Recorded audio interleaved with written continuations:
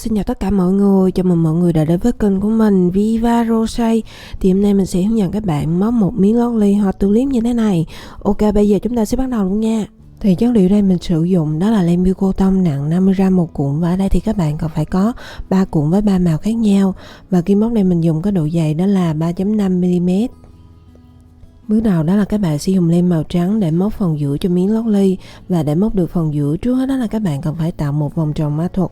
Và cụ thể cách tạo vòng tròn mã thuật sẽ là như sau. Đầu tiên đó là các bạn sẽ để hai ngón tay song song với nhau như thế này. Sau đó các bạn sử dụng len quấn quanh hai ngón tay này một vòng. Sau khi mà các bạn đã tạo được một vòng tròn như thế này rồi thì các bạn sẽ lấy vòng tròn này ra khỏi hai ngón tay. Tiếp theo đó là các bạn sẽ đâm kim móc vào vòng tròn này, kéo len qua, và bắt đầu từ đây thì các bạn sẽ móc lên dòng thứ nhất. Và để móc dòng thứ nhất, trước hết đó là các bạn sẽ gầy lên 2 mũi móc xích. Sau đó thì các bạn sẽ đâm kim móc vào vòng tròn này, móc liên tục 12 mũi móc kép cùng một vòng tròn.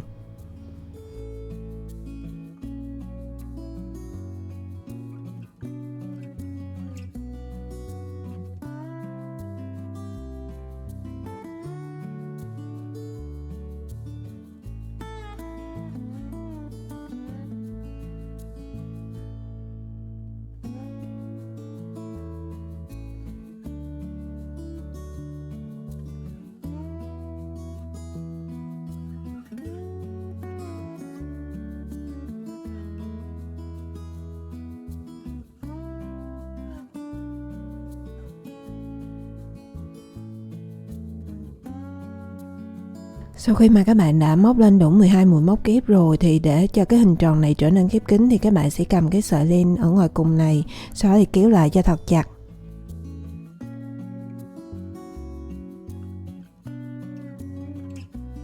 Như vậy là các bạn đã móc xong dòng thứ nhất rồi, và không tính hai mũi móc xích đầu tiên mà các bạn đã móc lên, chỉ tính các chân mũi mà các bạn móc lên bằng cái mũi móc kép, thì tổng số chân mũi giờ các bạn đang có là 12. Và để kết thúc dòng thứ nhất thì các bạn sẽ đâm kim móc vào chân mũi đầu tiên, kéo len qua và móc một mũi dời. Tiếp tục đó là các bạn sẽ móc lên dòng thứ hai, và để cho cái hình tròn này to dần qua các dòng thì bắt đầu từ dòng thứ hai này trở đi các bạn sẽ tăng mũi cho mình. Và công thức tăng mũi cho dòng thứ hai sẽ là như sau. Đầu tiên đó là các bạn sẽ móc lên 2 mũi móc xích, sau đó các bạn sẽ đâm kim móc vào mỗi một chân mũi, móc liên tục 2 mũi móc kép cùng một chân.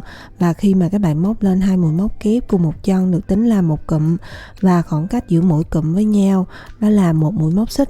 Và các bạn sẽ lặp lại công thức tăng mũi như vậy cho đến hết dòng thứ hai thì mình sẽ tiếp tục hướng dẫn các bạn nha.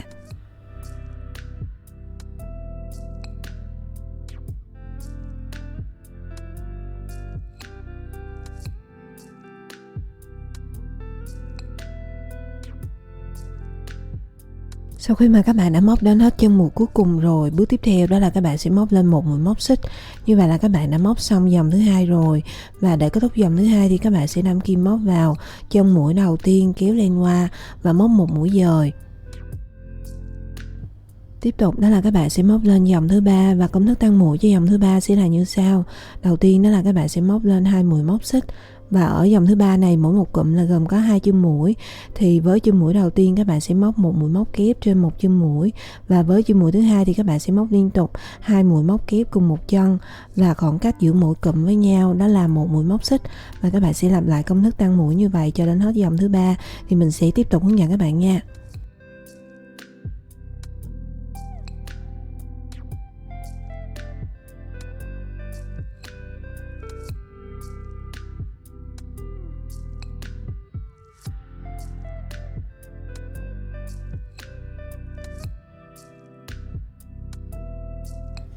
Thì sau khi mà các bạn đã móc dòng thứ ba và còn lại một chân mũi móc xích cuối cùng như thế này rồi thì bước tiếp theo đó là các bạn sẽ móc lên một mũi móc xích, sau đó thì bỏ qua chân mũi móc xích cuối cùng. Thì như vậy là các bạn đã móc xong dòng thứ ba, và để kết thúc dòng thứ ba thì các bạn sẽ đâm kim móc vào chân mũi đầu tiên, kéo len qua và móc một mũi dời.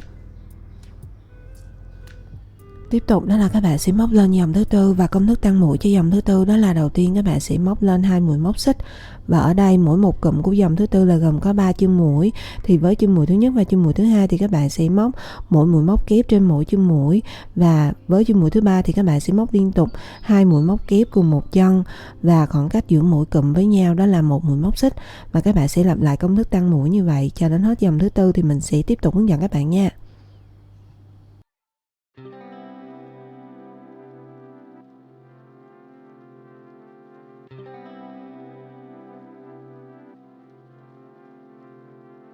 Sau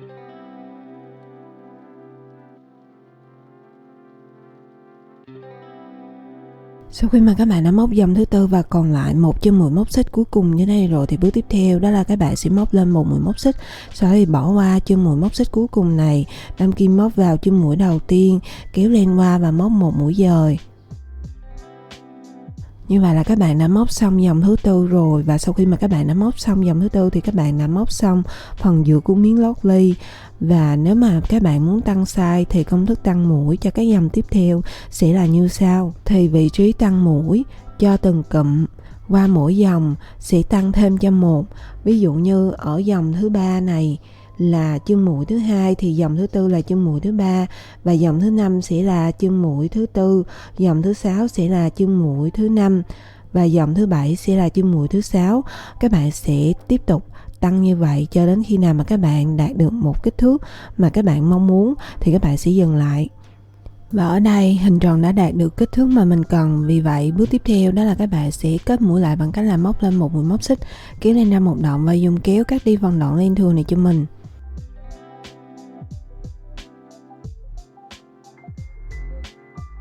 Bước tiếp theo đó là các bạn sẽ đổi sang len màu xanh và móc lên dòng thứ 5. Và ở dòng thứ 5 này các bạn sẽ móc phần lá.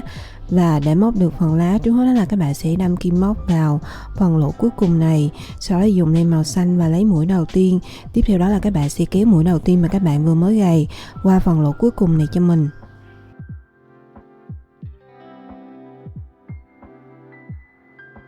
Sau đó thì các bạn sẽ móc lên 2 mũi móc xích, đâm kim móc vào phần lỗ cuối cùng, móc lên một mũi móc kép.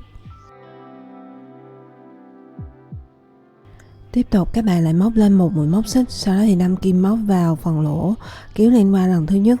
Tiếp tục đâm kim móc vào phần lỗ, kéo lên qua lần thứ hai.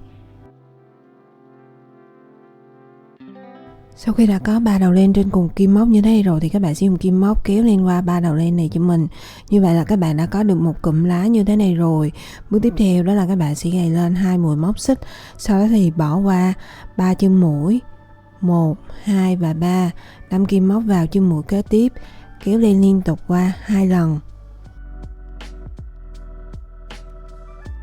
Sau khi đã có 3 đầu len trên cùng kim móc như thế này rồi thì các bạn sẽ dùng kim móc kéo lên qua 3 đầu len này cho mình. Tiếp tục các bạn lại móc lên một mũi móc xích, sau đó thì đâm kim móc vào chân mũi, lại tiếp tục kéo lên qua 2 lần cho mình. Sau khi đã có 3 đầu len trên cùng kim móc như thế này rồi thì các bạn sẽ dùng kim móc kéo lên qua 3 đầu len này. Như vậy là các bạn đã có cụm lá thứ hai rồi. Và đến đây thì các bạn sẽ bắt đầu lặp lại các bước tương tự giống như là cụm lá thứ hai mình đã hướng dẫn.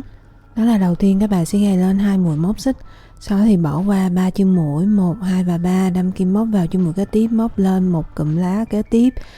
Và các bạn sẽ lặp lại các bước như vậy cho đến hết dòng thứ 5 thì mình sẽ tiếp tục hướng dẫn các bạn nha.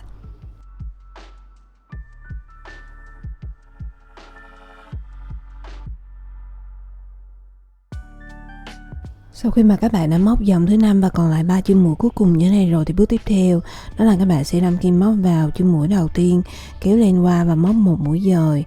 Thì như vậy là các bạn đã móc xong dòng thứ 5 rồi. Bước tiếp theo nữa đó là các bạn sẽ kết mũi lại cho mình.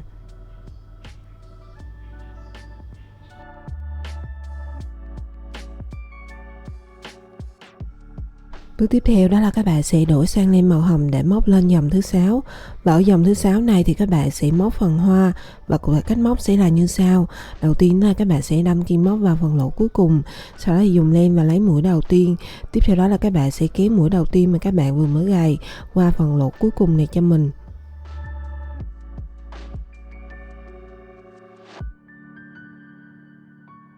Tiếp theo nữa đó là các bạn sẽ móc lên một mũi móc xích, đâm kim móc vào phần lỗ, móc lên một mũi móc đơn. Sau đó các bạn lại gầy lên 2 mũi móc xích. Tiếp tục đó là các bạn sẽ đâm vào phần lỗ nằm ở chính giữa của cụm lá, móc liên tục 5 mũi móc kép cùng một phần lỗ.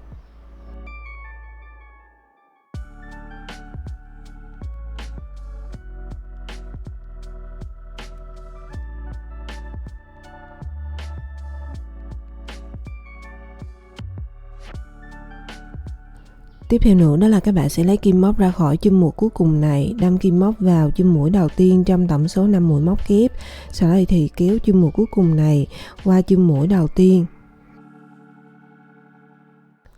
Sau đó thì các bạn gầy lên 3 mũi móc xích. Đâm kim móc vào phần lỗ mà các bạn vừa mới tạo và móc một mũi dời. Tiếp tục, đó là các bạn sẽ lặp lại bước vừa rồi liên tục 2 lần nữa cho mình.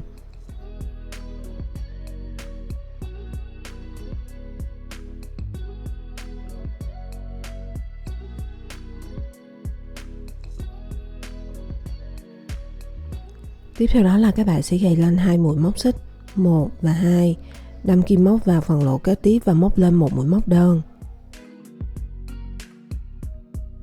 Như vậy là các bạn đã có được cụm hoa thứ nhất rồi. Với các cụm hoa còn lại cách móc cũng sẽ tương tự giống như là cụm hoa thứ nhất mình đã hướng dẫn. Và mình sẽ gặp lại các bạn sau khi mà các bạn đã móc xong dòng thứ 6 nha.